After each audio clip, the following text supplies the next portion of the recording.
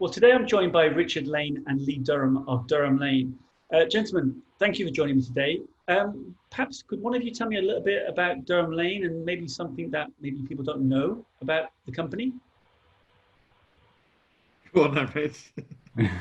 Yeah, Declan, great to be with you. Thanks for inviting us. Durhamlane, we're a demand and lead generation agency.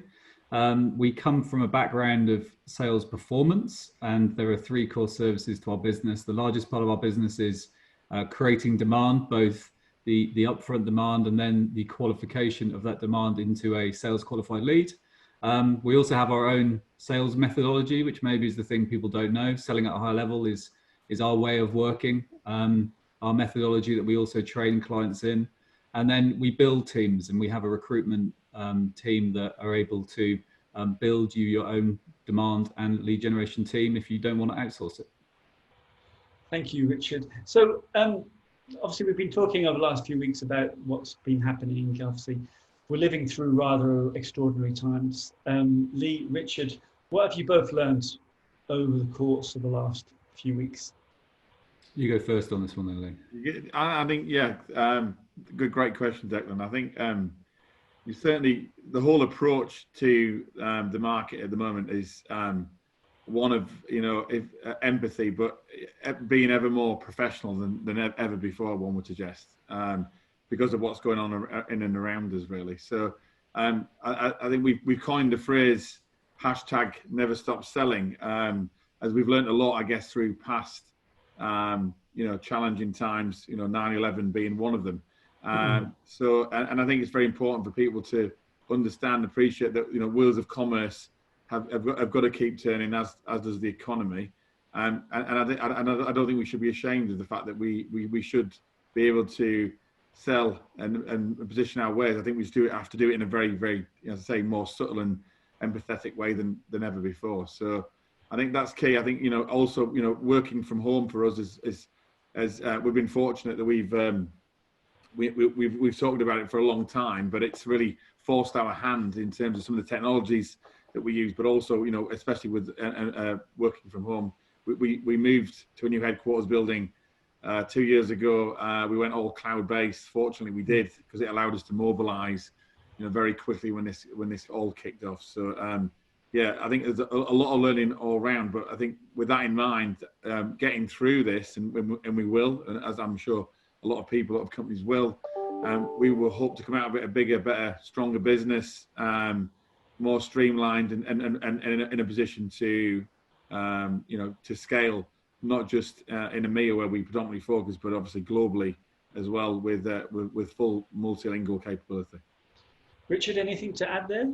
Yeah, I think we've always been, we are a people business. We're a resourcing company. So our people in the the adage are our most important asset. And I think what's been really interesting about this global crisis is that everybody's had to take a really good hard look at the people they have in their business, and think more carefully about how they work with them. And to Lee's point there, we've become a really good virtual working organization. I used to say our USP was our three core services all under one roof, and actually, that roof has sort of been blown away and has become a virtual roof. But we've got some great ways of working. Our team have been magnificent and really have adapted really, really well. And and I hear that with a lot of customers and other people that I speak with who feel the same way, and everyone seems to have grasped the challenge and are making business work. Yeah, and just touching on a point that you raised earlier, actually, there's also been a lot of talk on LinkedIn and other channels about whether or not it's the right time to sell at the moment. And you touched on it there, saying that businesses should continue to operate, the wheels keep turning. What's been some of the feedback, perhaps, from your clients around the idea of selling at the moment? I think natural instinct is to put the brakes on when something like this kicks off. And I think, again, people that have lived through previous experiences, know better to do that. So whereas we've had some clients, pause and slow down, we've only had one client cancel. We've allowed that to happen, even though on a 12-month contract, because their whole business was geared up around the hospitality space. And we're not a business that wants to, do wrong by people, and in challenging times like this, then we need to, act and be different as well. Yeah. So yeah, I think it's challenging times for all people. So we've just got to act and shape up in different ways. And let's just talk a little bit about Durhamlane and ABM. So what role does the Durhamlane play in the kind of whole ABM ecosystem? So we come, as I said at the beginning, we come from a sales performance background. So our business, and we're in our 10th year of business as Durhamlane, has been about creating qualified opportunities. So, if you related it to the hauliers, it's the important last mile. And I think what happens in the world of ABM often is that organizations get pretty fixated around MQL, marketing qualified lead. What we're starting and how we're positioning ourselves as the conduit between marketing and sales. So we can create that MQL for you. We can take an MQL that you've created as part of an ABM flow or whatever. And perhaps most importantly, we can then convert that into an SQL and make it sales ready. And ever since I first started working a long time ago now, there's always been this friction between marketing and sales. And because we come from the sales background, but we also understand the world of marketing, then we're proving that we can become that conduit and translate all of the effort that goes in. And I think the effort on both sides is extensive, and often for some reason the roads don't meet in the middle, and we're trying to position ourselves as that organization. And touching on that point actually around the whole MQL to SQL, or sales qualified lead or sales qualified account, how do you help companies do better ABM? So part of it is, I think we talk about, we offer a very thin slice of focused marketing activity. So from an ABM point of view, we're not ABM specialists. We work with people like Strategic IC who do that part. Where we come on is picking up the baton later on to be able to qualify the interest that is created into a sales qualified lead. And ultimately, it's about creating revenue. So we should all be focused on the same goal.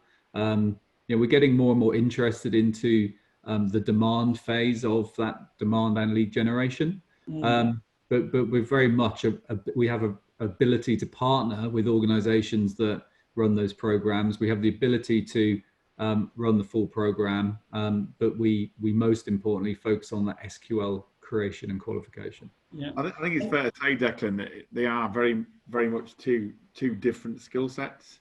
I think most people, most companies, and most individuals within organisations, recognise that sales, marketing, very two separate. But if you can bring those two worlds together and climb in a successful way, then it's a formula that can be is highly scalable and can be and is invincible in terms of what it can create in terms of the success. So yeah, forming that blend together, or that dovetail effect, then it's a winning formula. And I think more companies need to, especially smaller mid enterprise businesses that want to become larger enterprises, let's say.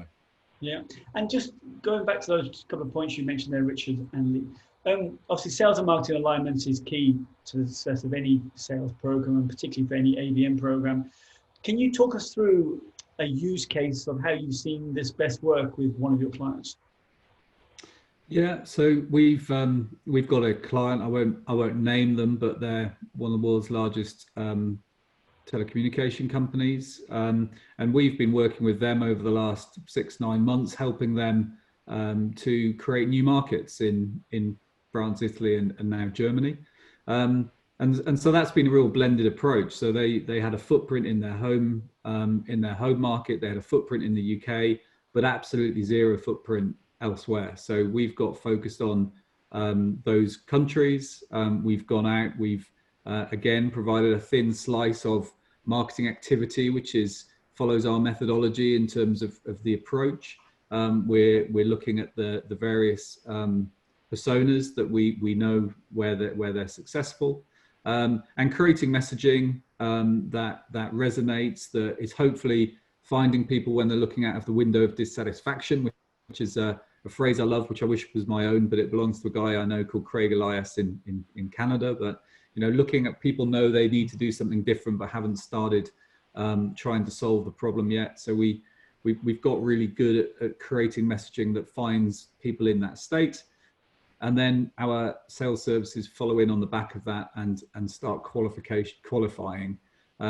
And it's about being inquisitive. It's a very question-based approach. It's about being interested to be interesting, and it's about just going out and finding the need and diagnosing and business fit, business value orientated. And from that, we've been able to create a range of qualified opportunities, both in terms of growing their partner network, but also finding end customers for those partners to then sell to. So, we've created businesses for our customer in 2 new markets, which were total virgin ground for them. And we're also looking now further afield at taking them, potentially out of the UK and EMEA and looking at the US as well as a potential, big market opportunity for those. And by using tools like Nexus by Science, which is obviously how we came to meet Strategic IC, we can intelligent tools like that allow us to identify and engage with key decision makers and buyers in key markets very, very well. So yeah, using some really good, cool tools as well. And perhaps just a question regarding, the whole idea of actually outbound sales. With everyone working from home at the moment, how's that impacted the way that you're working with your clients? Yeah, it's been really interesting to see, actually, because I think there are some global impacts in terms of, if you track the weeks from when we first had lockdown. But what we found early days was that people were all sitting at home. They weren't in the meetings they were normally in. They were more available. Tools like Lusher enable you to connect with people more readily when they're, when you're not going through a switchboard. So we were finding that we were connecting really, really well. Actually, our connections were up on the previous few weeks. What happened then, I think 2 or 3 weeks in, is it got to business as usual. I think organizations had more structure and it sort of got harder again. But I think overall, we now seem to be in a bit of a steady state, or a new normal, as I've been calling it. And what we're finding is that we're still having good conversations. We're getting to people probably better than we used to get to them in terms of access.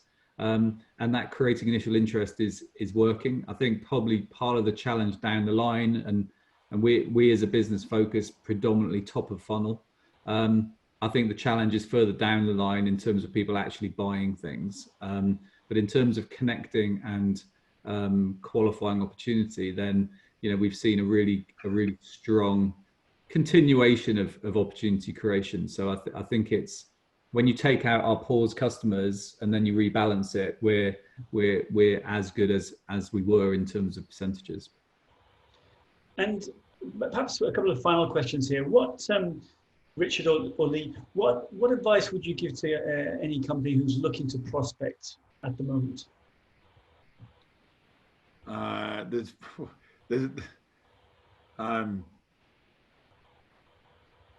There's never a right or wrong time to start doing it.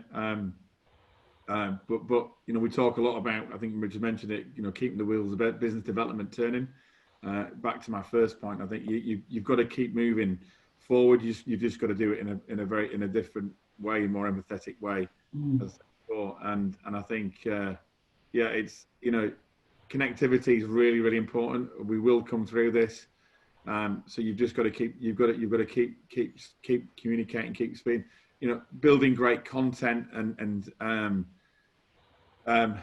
now it's probably now more than ever important to, with the exception of talking about COVID-19 all the time, because it just seems to be, I think, infuriating quite a lot of people. And I think research shows that as well. So there's never a right or wrong time. You just got to keep moving forward. As I say, everybody's got a job and a role to play. So yeah, keep moving forward. I think one of our customers who's based in the US said to us early on, he said, in my experience, where a void is created, your customers fill it. And that was in response to his frustration that his global organization was sitting on the hands he felt. So I think that's, you know, a reason why people need to make sure they keep in touch. I think also, just to sort of add to what Lee was saying there, is that I think the organizations and the individuals that keep in touch now are the ones that will win in the longer term, because you need to be top of inbox. We always talk about being found, but also, you know, what we don't want to be doing right now is going in and trying to sell people stuff. We should be going in, understanding, listening, understanding their plans, what's changed, what needs to happen, how they're going to move these things forward, what's top priority, how the priorities shifted. All of that question-based information and fact find that, you know, should be what we do anyway, frankly. So I think if we can keep that that activity going and never stop selling in the right way, then when we come through and budgets start to open up, then hopefully we're top of the inbox and get found and can then move into conversations that progress. Richard, Lee, thank you very much for taking the time to talk to us today. Lovely to learn a little bit more about Durhamlane and how you're helping your clients to develop pipeline in these rather extraordinary times. Thank you. Thank you very much. Thanks for having us. Thank you.